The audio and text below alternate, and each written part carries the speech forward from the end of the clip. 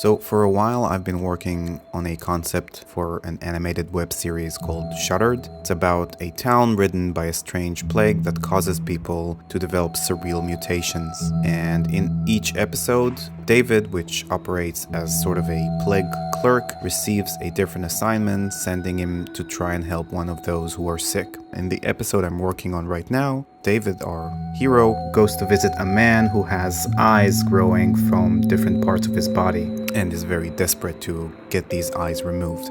So right now I'm working on the first episode of the series, writing, storyboarding, and animating it by myself. I'm hoping to be able to produce a few episodes independently, but right now I'm just focused on the first one. The series takes place in an unnamed industrial-looking town. There is a plague hunting the city that causes people who get sick to develop terrifying mutations. Although there are some similarities between cases, each manifestation is unique.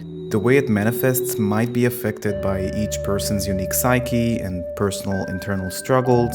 However, the full nature of the disease ultimately remains a mystery. So where did this idea actually come from? Right after I finished film school, the COVID pandemic hit.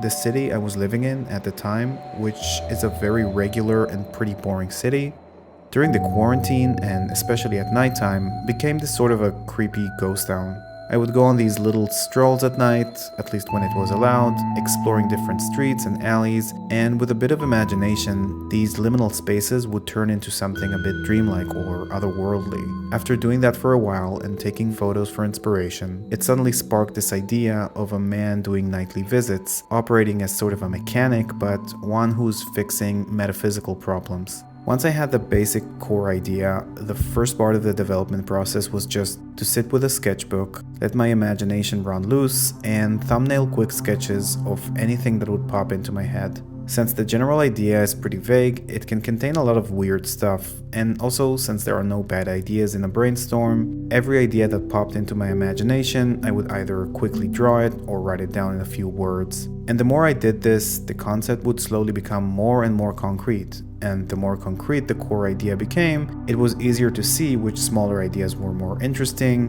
which ones could have some connections between them, and which ones are irrelevant. I didn't want the idea to become too concrete though. I didn't think it should be this hard science fiction story. The series was always meant to remain somewhat vague and fluid and to have that dreamlike quality. So things shouldn't fully make sense, and there definitely shouldn't be an answer to every question. Like, where does this plague come from, and who gives David his assignments? I realized that it's best to keep these questions unanswered and let the viewers fill the blanks. Animation can be very labor-intensive. I had a hard time figuring out a style that wouldn't take years to produce, while at the same time would look good and give the right vibe and tone I was aiming for. I tried this sort of comic book black and white thing, and I thought it looked really good, but it was just too labor-intensive. I then tried another painterly style, kind of inspired by Yuri Norstein and other Soviet-era cutout animation, and it also looked really nice, but was also a bit too labor-intensive. I made other attempts at other styles, even trying something more like a regular 2D animated series, but it kind of felt too familiar and too similar to other things. It took me a while to figure out the style, until I started playing around with Blender. I managed to model David's house, and I was pretty happy both with the process and the result. And after trying to combine that with a 2D character, I thought it looked pretty good and could work really well for the entire series. There was also something very cinematic about making the environment three-dimensional, allowing me to experiment with camera movement and lighting, something I would not be able to do with a 2D background. I also played around with trying to make the characters 3D as well, but realizing the level of complexity required here, I decided to keep the characters 2D. A bit about me and my background. Professionally, I work as a motion designer, not so much a character animator, but rather more like animating text and abstract graphics, and it's mostly advertising and stuff in the corporate sector. In my spare time, I've been illustrating for more than a decade, usually in the area of dark surrealism. I actually studied drawing for the purpose of making storyboards, but I kinda fell in love with the medium itself, and I always get a kick out of sketching either with a pencil or with ink. I also went to film school, actually focusing on live action. All the films I've made during film school were live action films with actors and live sets. My last two shorts screened at several festivals and were both in the area between surrealism and horror.